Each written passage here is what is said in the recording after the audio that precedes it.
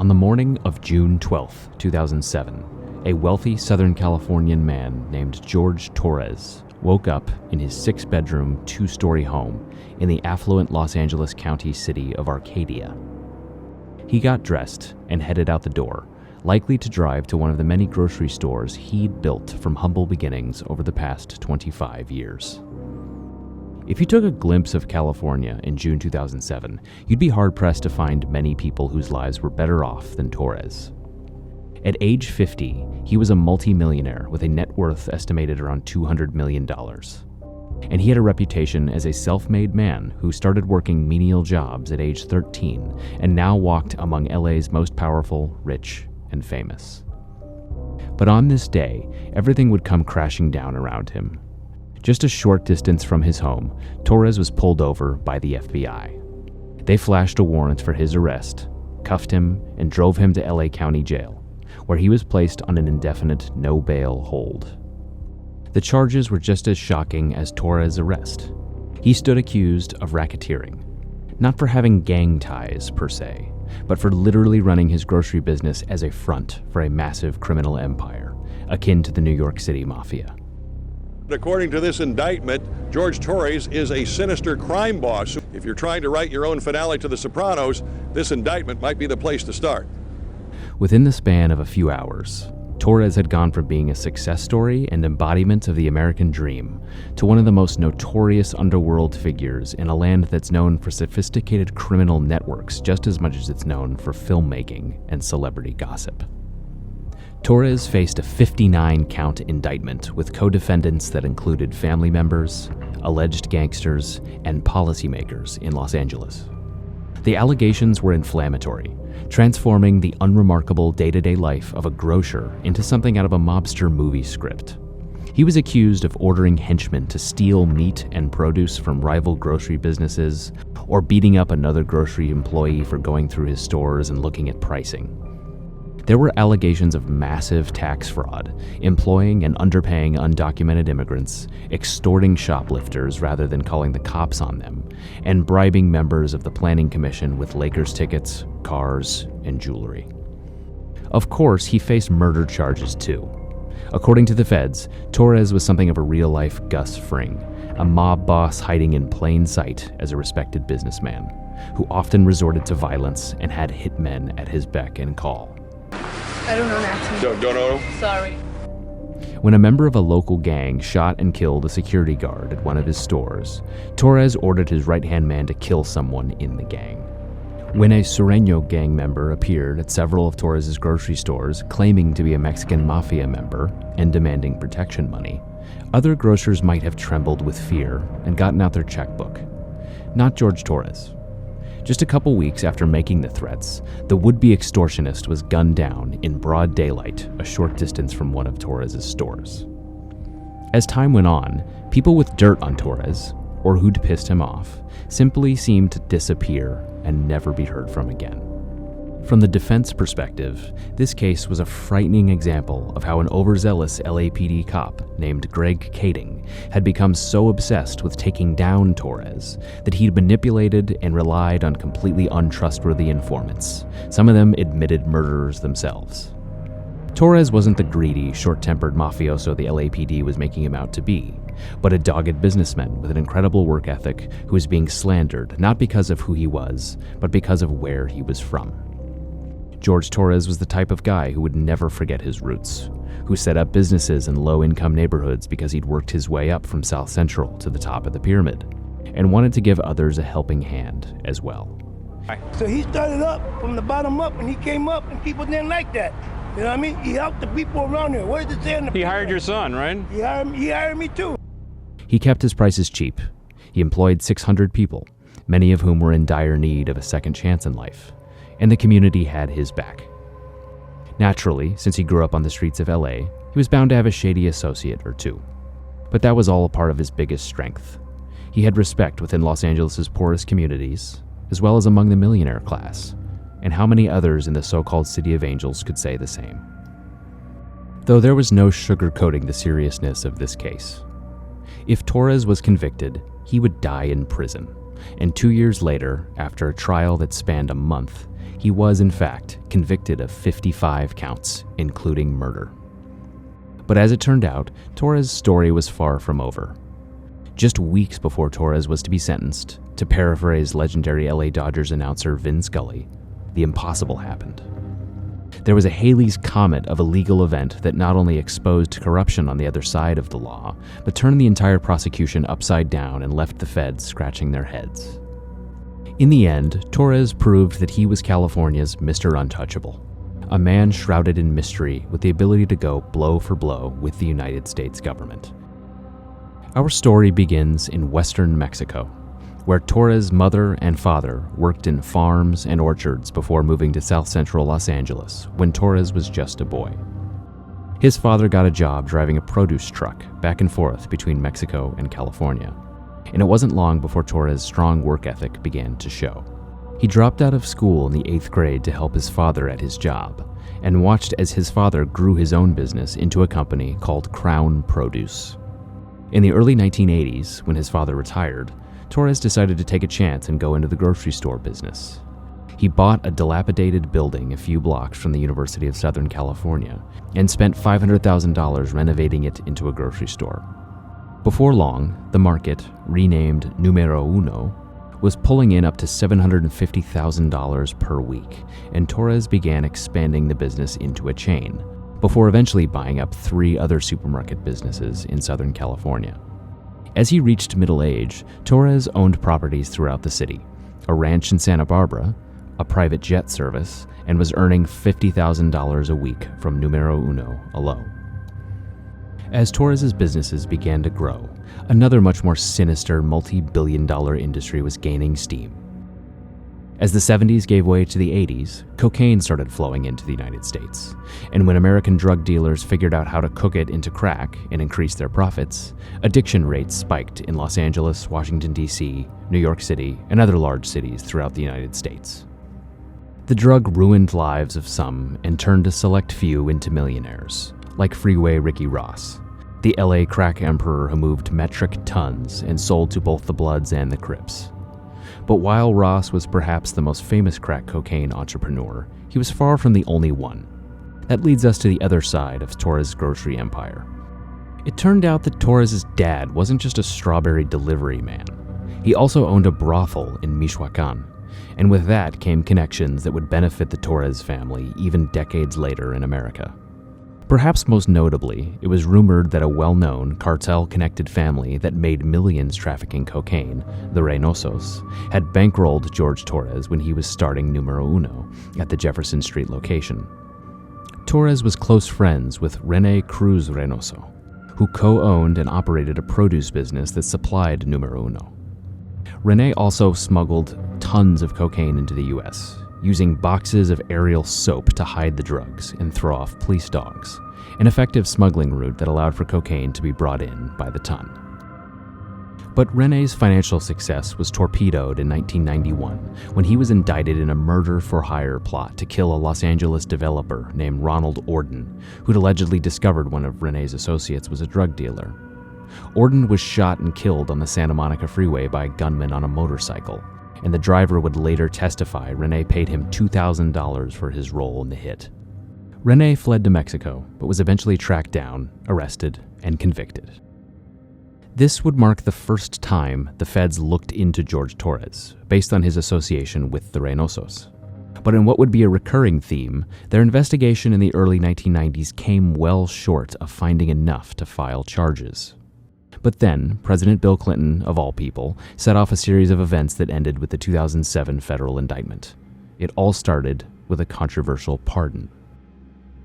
On January 20th, 2001, the same day he left office, President Bill Clinton commuted the sentence of a convicted drug trafficker named Carlos Viñali, who was serving 14 years for converting 800 pounds of cocaine into crack as a part of a drug ring that operated between California and Minnesota.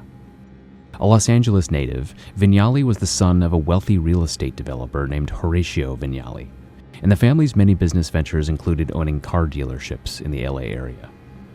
Horatio was also a close friend of LA County Sheriff Lee Baca. The Carlos Viñali commutation generated extreme controversy But even more outraged than the GOP-controlled Congress was the FBI, who vowed to go through all of Viñale's associations with a fine-tooth comb and bust him again once and for all. It was during this investigation that Torres' name came up, as he and Horatio Viñale were such close friends that Horatio reportedly introduced Torres to local politicians, including members of LA City Council, the sheriff, and Planning Commissioner Steve Carmona. Carmona would later become part of the federal indictment, on the allegation that Torres bribed him with thousands in gifts in order to secure a liquor license for one of his stores. As the feds continued to dig through Viñale's associations, the Torres probe grew larger and larger, eventually turning into its own investigation, separate from the Viñale probe. That's where LAPD Detective Greg Kading enters our story. Nowadays, he is best known for writing a book that publicly accused Sean Puff Daddy Combs of ordering Tupac Shakur's murder. Back then, Kading was a hungry police investigator on an upward trajectory, and he became obsessed with making the George Torres investigation into the hallmark of his career. Kading worked on prior investigations involving Torres since 1997. He was also a task force agent, giving him broader reach than most LAPD detectives, along with the ability to use federal resources to get what he wanted. With the assistance of the DEA, the FBI, and the ATF, Kading built up sources who were close to Torres. What started to emerge was the picture of a man who had his hands in all sorts of criminal activity, thanks to a network that included large-scale cocaine traffickers, corrupt tax attorneys, and members of subsets of Sureños and Bloods street gangs. But out of everyone in Torres' circle, one person stood out in particular. His name was Ignacio Nacho Mesa. Nacho worked for the Numero Uno Corporation, but he mostly specialized in extracurricular jobs. He operated a car wash called Buckets and a hydraulic shop on property owned by Torres, where one federal informant claimed rapper Be Real of Cypress Hill was seen hanging out. Nacho was also a member of a gang called the Latin Hustlers, and a cocaine trafficker who shipped hundreds of kilos per week and would ask his mother to lock herself in her room as he and his friends cooked cocaine into crack in her kitchen. According to federal informants, Nacho was Torres' protege, and the two had something of a father and son bond. His most important position in Numero Uno, at least according to the FBI, was Torres' go-to hitman, and he was allegedly willing to kill on command. That was evident after April 24, 1993, when a Numero Uno security guard named Salvador Puga was gunned down outside the supermarket, supposedly by Manuel Wicked Velasco, a teenaged member of a gang called Primera Flats, who was angry with Torres for shorting him on pay after he'd been hired to sweep up trash in front of the store. Many believed that the actual murderer was another Primera Flats member known as Cricket, and that Velasco was covering up for him because he would be sentenced as a juvenile and receive much less prison time. But in any event, it's obvious that the gang was responsible. Torres' response, according to Kading's informants, was to order Nacho to murder one of the gang's members in retaliation. 1 month after Puga was killed, on May 22, 1993, Nacho allegedly spotted a Primera Flats member named Edward Carpel and opened fire at him with a .45 caliber automatic weapon from a car being driven by another Latin Hustlers member, Fernando Too Short Villapondo. After the murder, Nacho stashed the gun with a Rolling 20s Bloods member named Derek Bo D. Smith, another man with ties to Numero Uno who'd play a major role in the racketeering case. Derek Smith was also close with Nacho, as the two were frequently involved in the cocaine industry together. Smith would later be implicated in the 1996 murder of Roderick Chapman, a Bloods member who was in the risky business of robbing drug dealers with both the Bloods and the Crips. In 1996, Chapman reportedly had plans to rob both Nacho and George Torres, but he'd never get the chance. Smith and others lured him to a residence at 802 East 32nd Street, Los Angeles, where he was shot in the head, and his body was dumped at another location. But Smith would never face prosecution. Rather, in the early 2000s, when Smith was serving time for cocaine trafficking, Kading gave him a way out: testify against George Torres. The year after Carpel was killed, another problem arose for Numero Uno. in the form of a Playboys gang member named Jose Shorty Maldonado, who just happened to be close with the Viñali family. Maldonado had been acquainted with George Torres, as the two reportedly went jet skiing and on other excursions together. But in early 1994, Maldonado started poking his head into Numero Uno business, claiming to be part of the Mexican mafia and demanding regular payments from Torres. While no LA businessman, not even Torres, would want to provoke the powerful Mexican mafia, Torres didn't immediately buckle. Instead, he allegedly called upon another of his henchmen, Raul Del Real, a close friend and business associate of Nacho, who co-owned the hydraulic shop with him. Del Real, in turn, reached out to Mexican mafia member Armando Perico Ochoa, who confirmed that Maldonado was acting on his own, not actually as a representative of the prison gang as he claimed. From there, Maldonado's life was forfeit. On February 9, 1994, Maldonado and his pregnant girlfriend exited a barbershop near San Pedro and Jefferson in Los Angeles, which was adjacent to both the original Numero Uno store and Nacho's hydraulic shop. They were struck with dozens of bullets fired from an Uzi, equipped with a silencer. Maldonado was killed, but his girlfriend, Ana Vasquez, survived 16 gunshot wounds to her legs. Nacho was later identified as the shooter. Coincidentally, on the day he was killed, Maldonado was driving a Ford Bronco owned by Carlos Viñali. Authorities suspected that Torres was somehow involved in these murders, and even launched a second investigation in 1998, dubbed Operation Robin Hood, to once again try to take him down. And again, they came up short of gathering enough to even charge Torres, and Numero Uno kept rolling along unscathed.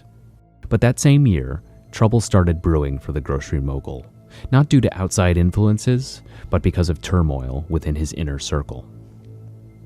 Nacho Mesa started using private planes via JetWest to ship 100 kilos of cocaine per week across the country, drugs he was getting from a Numero Uno security guard named Jose Angulo. Nacho had started the JetWest connection from Torres, and sources told the FBI that when Torres found out Nacho had been using his private plane service to ship large amounts of coke, he wasn't exactly thrilled, as he considered it unnecessarily risky. Those concerns were vindicated in late 1997, when federal authorities in Alabama seized $300,000 of suspected drug money from one of Nacho's couriers. This was further exacerbated a few months later, when Derek Smith got busted in Cleveland transporting 25 kilos for the group. Now, they were close to $1.5 million in the hole, with debts to drug dealers in Los Angeles and Birmingham. Nacho started stressing. He started getting desperate, and his moves got increasingly erratic and ill-advised. Under increasing pressure to pay off his debts, Nacho made a series of epically bad decisions of tragic proportions. First, after learning that Raul Del Real was planning to leave town for a few days, he plotted with Derek Smith to break into Raul's home in Whittier and steal tens of thousands of dollars he was sure was hidden inside. Smith recruited members of the All for Crime Bloods, but didn't actually participate in the robbery himself. To pull off the robbery, the group needed to either force or lie their way inside, because, while Raul was out of town, his mother was not.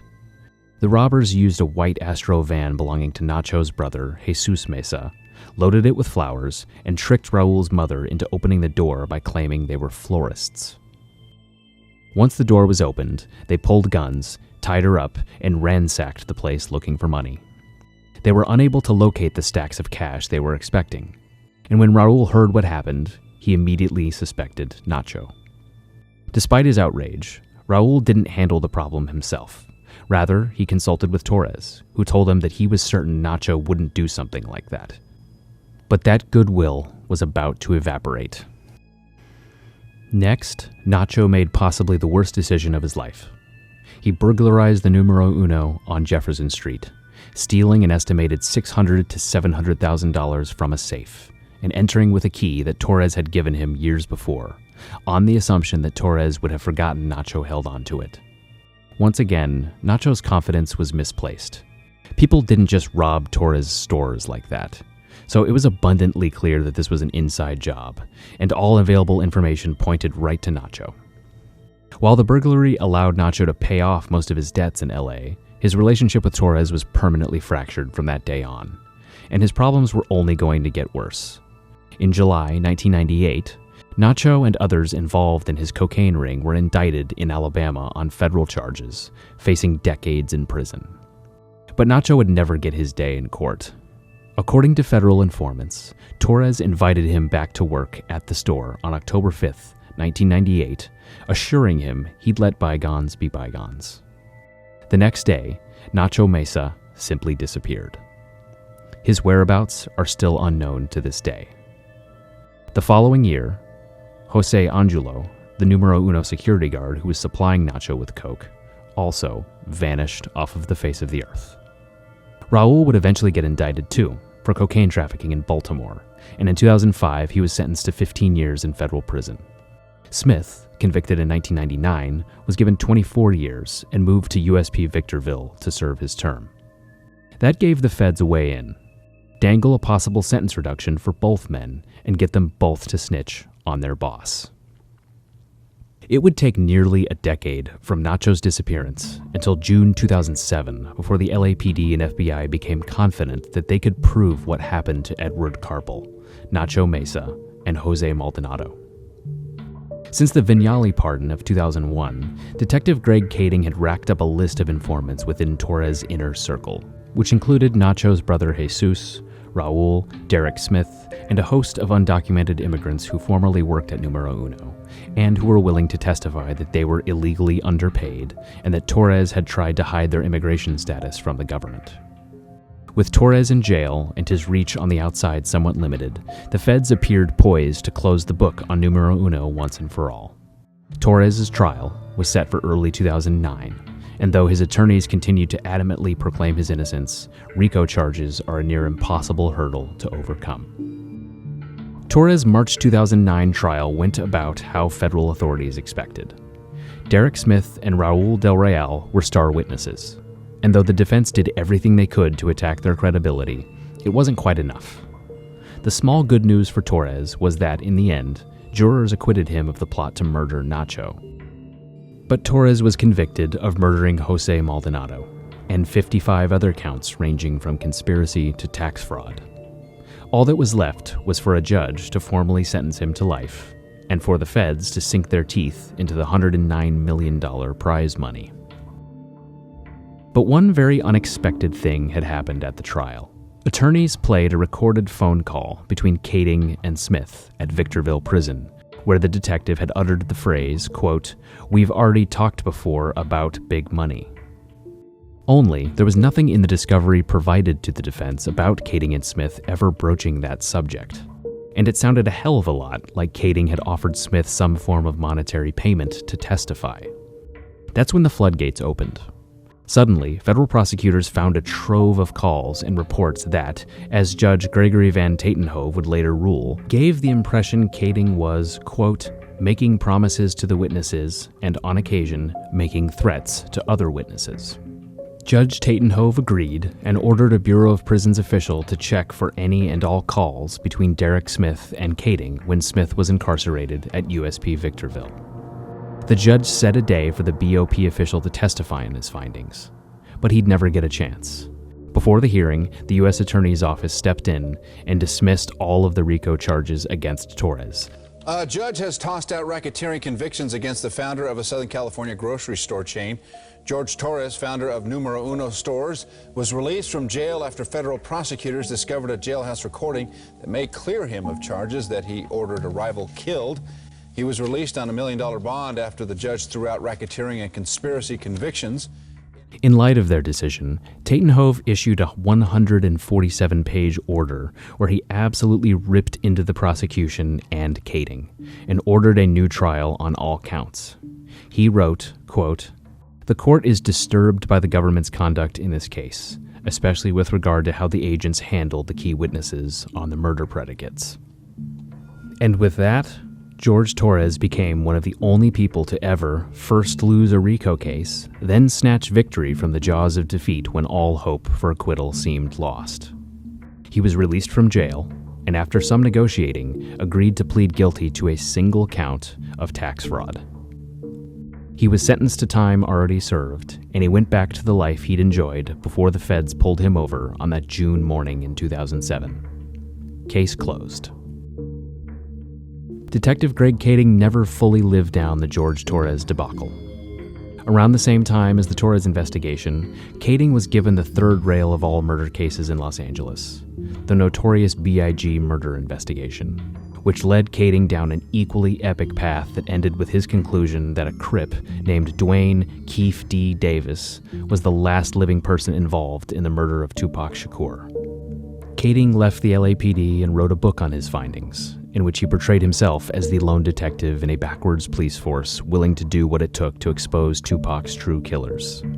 In his book, Kading also took time to explain what went wrong in the Torres investigation, but he maintained that he'd been made a scapegoat for a case that went terribly awry due to Tatenhove's misgivings about the RICO statute. Kading admitted that he'd been, quote, careless in drafting search warrant affidavits that left him vulnerable to attacks, but that Tatenhove overturned the case on a, quote, legal technicality, and that Kading's reputation had been, quote, collateral damage. As for Torres, his current whereabouts aren't publicly known, but the tax conviction wasn't enough to initiate deportation proceedings on him, so it's likely that he remains in the United States. One thing's for sure, though. The man once dubbed by the media as the Al Capone of Arcadia is no longer in the grocery business, at least as far as Numero Uno is concerned. As the case progressed, the business was sold off piece by piece. But while Torres is no longer at the helm of the LA grocery chain he built, the stores all remain to this day, including the one on Jefferson Street that became the focal point of one of the biggest RICO debacles in American history.